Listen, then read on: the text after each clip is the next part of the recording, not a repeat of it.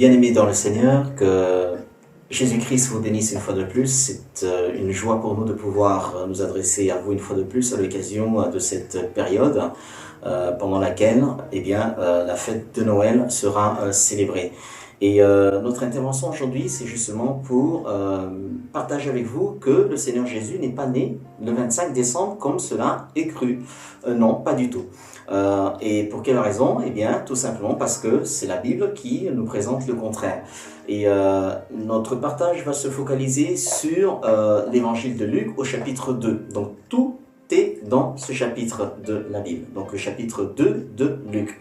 Alors là, nous voyons Joseph et Marie qui quittent la ville de Nazareth et qui se rendent à Bethléem pour que la prophétie s'accomplisse en vue de la naissance du Seigneur Jésus.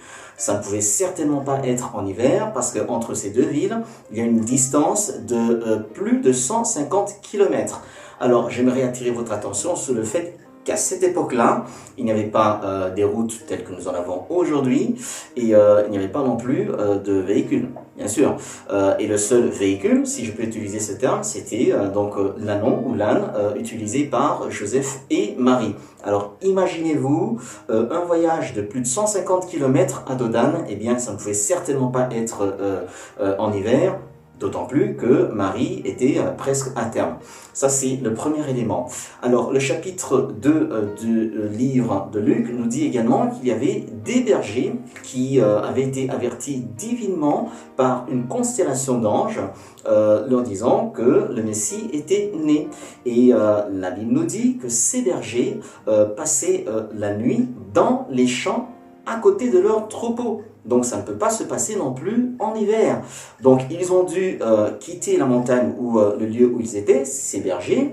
Ils sont allés donc à Bethléem pour voir le Seigneur Jésus-Christ. Ils ont fait un voyage aller-retour.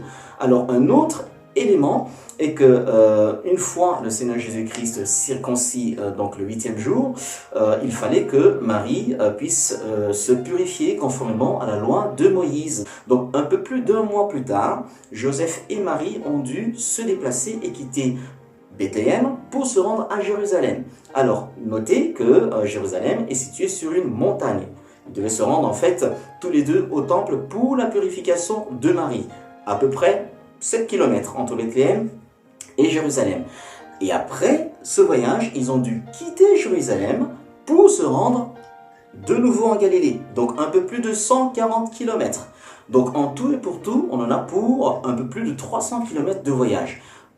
Tous ces éléments réunis, ces différents voyages qui sont décrits dans le 2e chapitre de l'évangile de Luc, prouvent à suffisance que le Seigneur Jésus-Christ n'est pas né en hiver.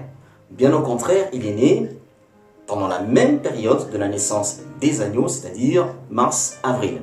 Donc, dans la prochaine vidéo, nous allons partager avec vous autre chose, à savoir quelle est l'origine de la fête de Noël. Eh bien, que le Seigneur Jésus-Christ vous bénisse richement. Nous croyons que ce petit partage vous aura éclairé. Shalom à tous et à toutes. Que Dieu vous bénisse.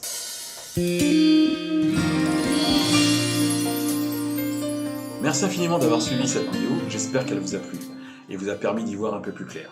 N'hésitez pas à nous le dire dans les commentaires, à nous poser des questions, à nous faire des propositions de sujets. Juste avant de nous quitter, pensez à liker, à partager nos contenus. Si ce n'est pas déjà fait, abonnez-vous à la chaîne pour ne pas manquer nos prochaines vidéos. Et enfin, retrouvez toute l'actu de M4 sur les réseaux sociaux. A très bientôt, be blessed.